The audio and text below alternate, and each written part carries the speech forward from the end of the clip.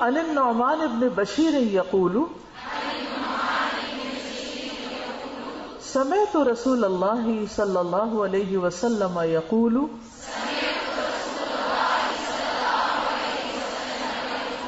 الا وان فی الجسد مضغة اذا صلحت صلح الجسد كله وَإِذَا فَسَدَتْ فَسَدَ الْجَسَدُ كُلُّهُ أَلَا وَهِيَ الْقَلْبُ.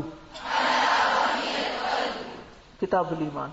نعمان بن بشیر رضی اللہ عنہ روایت کرتے ہیں میں نے رسول اللہ صلی اللہ علیہ وسلم کو فرماتے ہوئے سنا خبردار بے شک جسم میں ایک گوشت کا ٹکڑا ہے، جب وہ درست ہو جاتا ہے تو سارا جسم درست ہو جاتا ہے، اور جب وہ خراب ہوتا ہے تو سارا جسم خراب ہو جاتا ہے، جان لو وہ ٹکڑا دل ہے.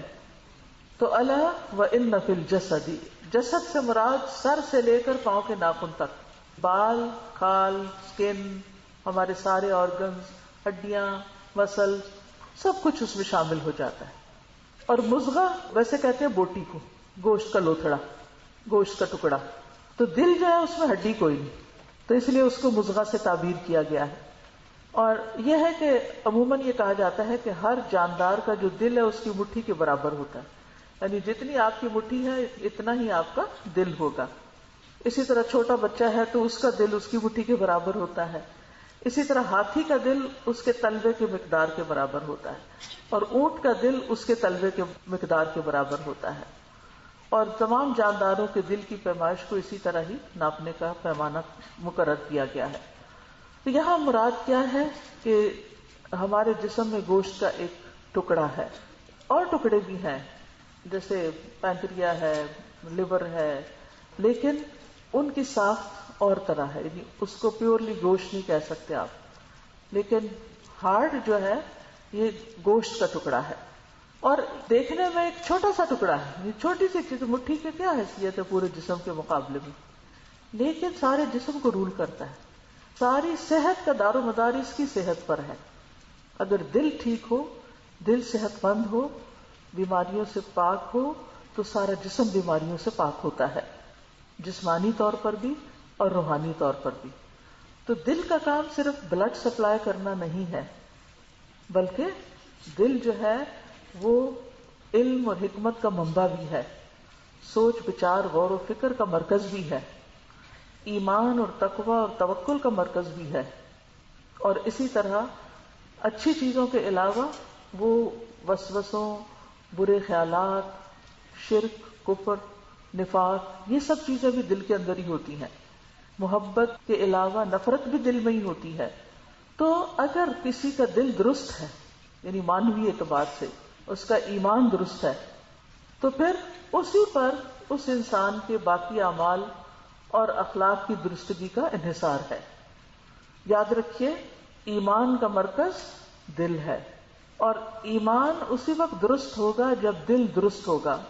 انس بن مالک سے روایت ہے کہ رسول اللہ صلی اللہ علیہ وسلم نے فرمایا کسی بندے کا ایمان درست نہیں ہوتا یہاں تک کہ اس کا دل درست ہو، اور اس کا دل درست نہیں ہوتا یہاں تک کہ اس کی زبان درست ہو جائے.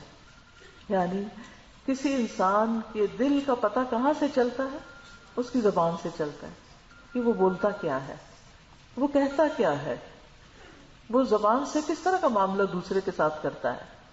تو جو کسی کو گالی گلوچ کرے، یا کوئی کسی کو لام تان کرے، یا غیبت کرے، یا کسی کو تانا دے، یا کسی کو ایسی باتیں کرے کہ جس سے دوسرے کو اذیت پہنچے، تو اس کا صاف مطلب اس کا دل ٹھیک نہیں، اس کے دل کے اندر خرابی ہے. کیونکہ اگر اس کے دل کے اندر کسی کے لیے خیر خواہی ہوتی تو وہ اس طرح کی بات نہ کرتا. پھر اسی طرح دل میں ایمان جب ہوتا ہے اور اگر اس کی نگہداشت نہ کی جائے تو کیا ہوتا ہے؟ وہ پرانا ہو جاتا ہے. رسول اللہ صلی اللہ علیہ وسلم نے فرمایا یقیناً ایمان تمہارے پیٹوں میں اس طرح پرانا ہو جاتا ہے جس طرح کپڑا پرانا ہو جاتا ہے. تو تم اللہ سے سوال کیا کرو کہ اللہ تعالیٰ تمہارے دلوں میں ایمان کی تجدید کرتا رہے.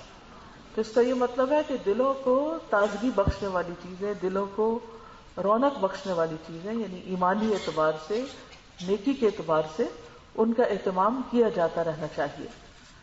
پھر اسی طرح جہاں ایمان دل میں ہوتا ہے وہاں نفاق بھی ہوتا ہے، یعنی دونوں چیزیں. تو آپ دیکھیے کہ دل سے صاف خون بھی گزرتا ہے اور جو دوسرا ہے وہ بھی گزرتا ہے. اسی طرح اچھے خیالات بھی گزرتے ہیں اور برے خیالات بھی گزرتے ہیں. ایمان اور تقویٰ بھی ہے تو نفاق اور کفر بھی ہے. تو جب دلوں میں ایمان کی بجائے منافقت آ جاتی ہے تو پھر انسان کے اخلاق اور انسان کے اعمال بھی اسی کے مطابق ہونے لگتے ہیں اور انسان کو پتہ بھی نہیں چلتا.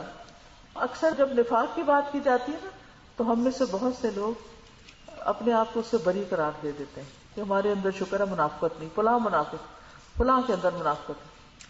لیکن صحابہ کرام اس سے بالکل مختلف تھے. صحابہ کرام دوسروں کی بجائے اپنے بارے میں سوچتے کہ میرے اندر تو نہیں.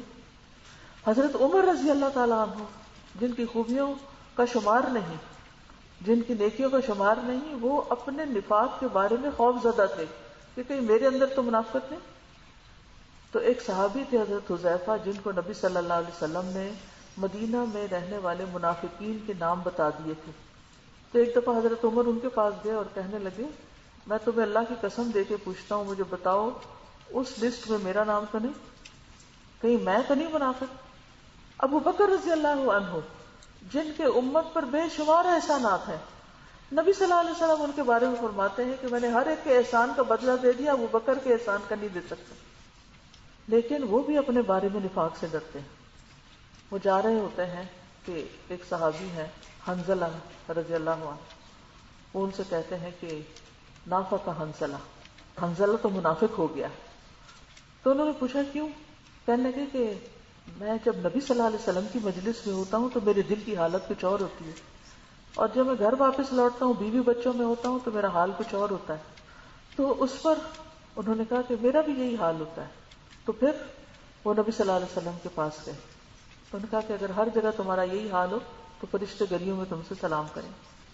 تو بڑے بڑے صحابہ کرام. اسی طرح حضرت ابو درداء ہیں. جبیر بن نفیر کہتے ہیں کہ میں ہمس میں، شام کا ایک شہر ہے، ہمس میں ابو درداء کے پاس ان کے گھر میں گیا. آپ کو معلوم ہے نا کہ نبی صلی اللہ علیہ وسلم کی وفات کے بعد صحابہ کرام دین کی تبلیغ کے لیے دنیا کے مختلف علاقوں میں پھیل گئے تھے. تو ابو درداء جو تھے وہ شام کے علاقے میں چلے گئے تھے. اسی طرح بلال رضی اللہ عنہ، ان کی قبریں بھی وہی ہیں. وہ اپنی مسجد میں کھڑے نماز پڑھ رہے تھے ابو درداء. جب وہ تشہد میں بیٹھے تو نفاق سے اللہ عز و جل کی پناہ مانگنے لگے. جب انہوں نے سلام پھیرا تو میں نے ان سے کہا اے ابو درداء، اللہ آپ کو معاف کرے، آپ کا نفاق سے کیا تعلق، آپ کا نفاق سے کیا جوڑ، یعنی آپ تو منافق نہیں ہو سکتے، آپ تو صحابی ہیں، آپ تو اتنے نیک ہیں. انہوں نے 3 دفعہ کہا اللہم غفرن، اے اللہ معاف کر دینا، یا اللہ تو معاف کر دینا، یا اللہ تو معاف کر دینا. اور فرمایا جو مصیبت سے بے خوف ہوتا ہے اس کو مصیبت سے تحفظ حاصل نہیں ہو سکتا. اللہ کی قسم ایک آدمی ایک ہی گھڑی میں فتنے میں ڈال دیا جاتا ہے اور وہ اپنے دین سے پھر جاتا ہے. یعنی ایک شخص جو ہے سال ہر سال نیکی کے رستے پر ہوتا ہے، پھر کوئی آزمائش آ جاتی ہے یا شیطان کوئی ایسا وسوسہ دل میں ڈال دیتا ہے کہ جس سے وہ باہر نہیں نکل سکتا، وہ اس میں گھر کے رہ جاتا ہے.